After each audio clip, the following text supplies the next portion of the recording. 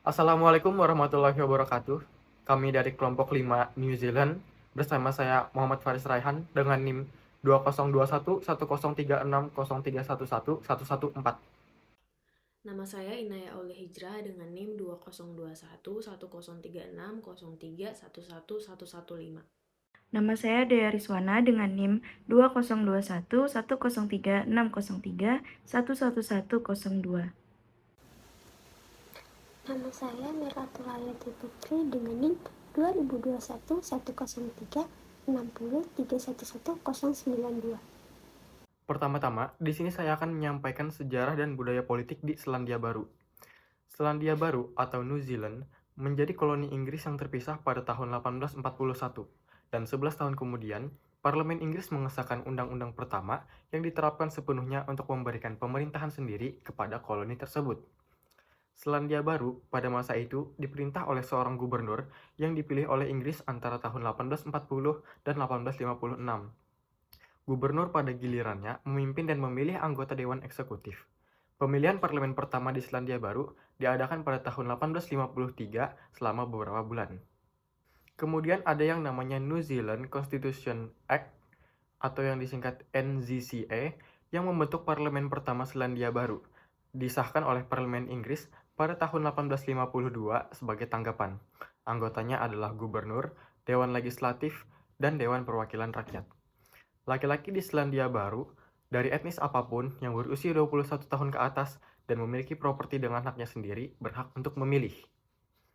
Setelah lebih dari setahun berjuang, pemerintah Inggris akhirnya memberikan otorisasi kepada gubernur untuk memilih pemerintah hanya dari anggota parlemen terpilih pada tahun 1855.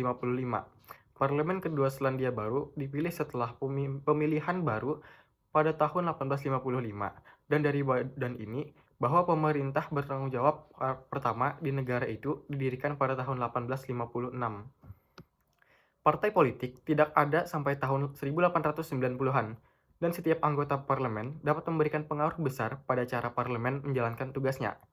Anggota DPR akan memilih sebagai fraksi dengan anggota parlemen lain yang memiliki kepentingan pribadi atau daerah yang sama. Partai Liberal adalah partai politik yang pertama dibentuk di Selandia Baru pada tahun 1891 sebagai hasil dari perkembangan ini. Tetapi partai-partai selanjutnya baru muncul pada awal abad ke-20. Parlemen berada di bawah tekanan yang meningkat untuk mengubah proses pemilu. Menyusul penyelidikan oleh Komisi Kerajaan, disarankan pada tahun 1986 bahwa Selandia Baru mengadopsi sistem pemilihan Mixed Member Proportional Representation atau MMP. Akibatnya, partai-partai kecil akan diperlakukan lebih adil, akan ada lebih banyak perwakilan, dan sistem politik akan dianggap lebih sah. Selanjutnya kita akan menjelaskan bagaimana sistem politik yang ada pada Selandia Baru, yaitu yang tercerminkan pada dinamika serta peran-peran aktor politik dalam pemerintahan yang berbasis demokrasi parlementer. Demokrasi parlementer sendiri yaitu berarti bahwa rakyat yang memilih perwakilan yang mereka inginkan ke parlemen. Sebagai bagian dari persemakmuran Inggris, kepala negara Selandia Baru adalah Raja Charles III, namun pemerintah diatur oleh Gubernur Jenderal yang saat ini ditempati oleh Sindekiro. Di lain sisi, Perdana Menteri adalah Jacinda Ardern dari Partai Buruh yang memenangkan pemilu pada September 2017 silam. Pemilihan umum atau General Elections di Selandia Baru dilaksanakan setiap 3 tahun sekali, di mana pemilih menentukan Members of Parliaments atau MPS untuk mengesahkan hukum dan mengatur negara. Persyaratan untuk memilih adalah minimal berusia 18 tahun, kemudian berkewarganegaraan Selandia Baru atau penduduk tetap, dan orang yang telah tinggal di Selandia Baru terus-menerus selama 12 bulan atau lebih. Pemilihan umum di Selandia Baru menggunakan sistem keterwakilan proporsional campuran atau MMP, Mixed Member Proportional Representation, di mana setiap orang mempunyai 2 hak suara, yaitu untuk memilih partai politik atau party vote, dan satunya lagi yaitu untuk memilih siapa anggota parlemen lokal nantinya yang akan terpilih atau electorate vote. Nah, karena sistem yang digunakan adalah sebuah sistem proporsional, maka semakin banyak suara partai berarti semakin banyak kursi untuk partai tersebut. Terdapat 120 kursi in total, di mana 72 untuk pemilih electorates dari seluruh Selandia Baru dan sisanya adalah 48 untuk partai politik. Partai politik atau sekumpulan partai dengan jumlah kursi paling banyak akan menjadi pemerintah. MPS yang menang di daerah pemilihannya, electorates, mendapatkan kursi. Selanjutnya, jumlah kursi yang dimenangkan oleh sebuah partai dihitung.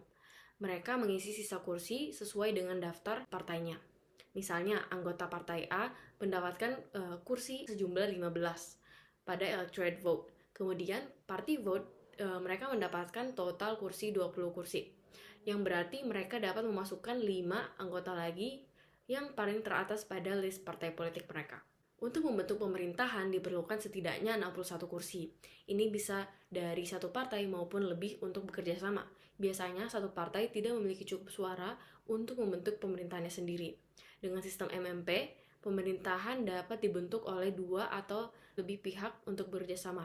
Pihak lain yang tidak terlibat perjanjian ini maka menjadi pihak oposisi. Sebagai contoh partai buruh, dalam menjalankan pemerintahan, ia berkoalisi dengan partai kecil yaitu New Zealand First dan juga New United Future. Partai di dalam parlemen Selandia Baru sekarang itu terdapat 5 partai, yaitu yang pertama adalah National Party dengan 56 kursi, Labour Party dengan 46 kursi, Green Party dengan 8 kursi, NZ First Party dengan 9 kursi, serta ACT NZ Party yang memiliki 1 kursi. Kemudian di samping saya, itu ada contoh dari balot pada pemilihan umum di Selandia Baru, yaitu di sisi kanan dan sisi kirinya terdapat pemilihan parti dan juga electorate vote. Selanjutnya, saya akan membahas tentang sistem pemerintahan Selandia Baru.